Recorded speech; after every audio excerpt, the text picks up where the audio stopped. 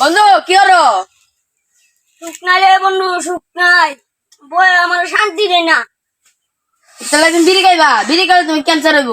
না তোমার ক্যান্সার না, বই আমার বড় ক্যান্সার দিছে। ক্যান্সার তো ওই মৃত্যুর কারণে ঘরে ওই কইতাছে এটা ভালো লাগতেছে না, যারা ক্যান্সার তো ঘরে বুঝবাই কে ক্যান্সার মানে বিড়ি খাইতে না। আপনি হেরাটা দেখতে লাভ আছে?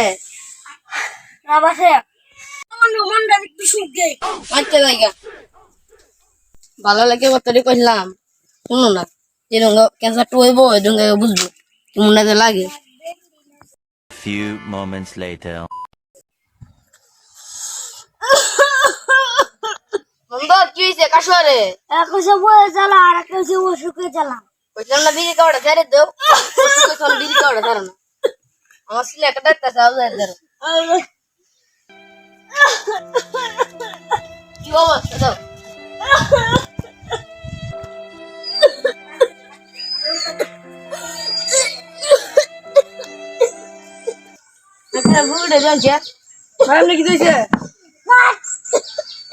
বিড়ি সিগারেট খাইনি বই জ্বালা তো খাই।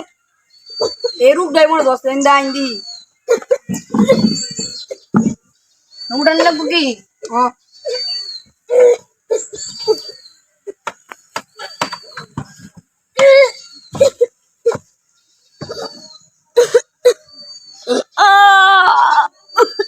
ভাই অনেক জ্বর, পরীক্ষা করা লাগবে একটা, জানাবো কি হয়েছে একদম চালু করে লাগবে।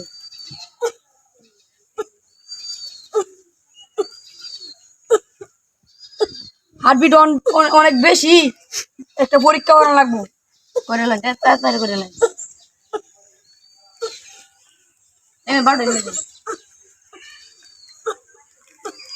যাই সামনে যাই রিপোর্ট কাপ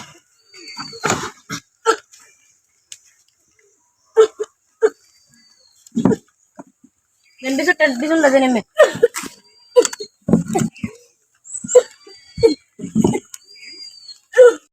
ভাই আপনার বউয়ের ভিতরে ব্যথা করে পরে ভিতরে রিপোর্টটা লিয়াও।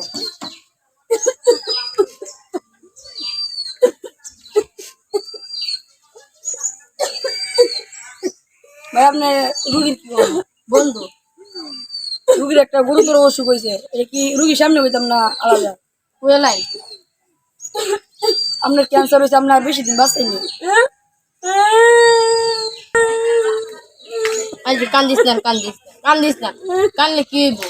আগে নাও ছিল না বিড়ি সিগারেট খাইতাম, কান্দিস আল্লাহ যা করে ভালো লাগে করে।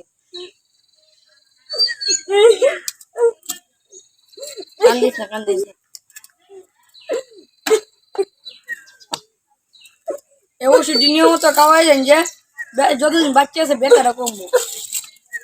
আচ্ছা তো জায়গা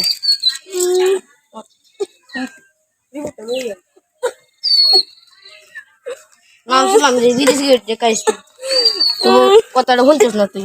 আসসালামু আলাইকুম বন্ধুগণ, আপনারা তো দেখতেই পাচ্ছেন কিছুক্ষণ আগে আমার কাছে একজন রুগী আসছিল, তার অতিরিক্ত ধূমপান করার কারণে তার ক্যান্সার হয়েছে। এই জন্য আপনারা সবাই ধূমপান থেকে দূরে থাকুন, মাদক মুক্ত সমাজ গড়ুন। তাই আসসালামু আলাইকুম, আপনারা ধূমপান করবেন।